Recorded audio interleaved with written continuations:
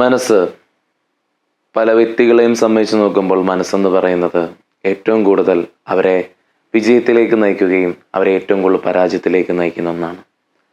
മനസ്സ് നന്നായാൽ എല്ലാം നന്നാവുമെന്ന് നമ്മൾ പഴമക്കാർ പറഞ്ഞു കേട്ടിട്ടുണ്ട്. എന്നാൽ ഒരു ആത്മീയ പരിശീലനത്തിൽ ഇറങ്ങുന്ന ഒരാൾക്കറിയാൻ പറ്റും, ഈ ശരീരത്തിൻ്റെ ഒരു അവയവം പോലെയുള്ളൂ മനസ്സെന്ന് പറയുന്നത്. അതിനെ ശരിയായി കൈകാര്യം ചെയ്യാൻ പഠിക്കണമെങ്കിൽ നമ്മൾ അവബോധം സംഭവിക്കണം. ബുദ്ധിയും അവബോധവും ചേരുമ്പോൾ മനസ്സ് അവിടെ നിശബ്ദമാവും, ശൂന്യതയിലാവും.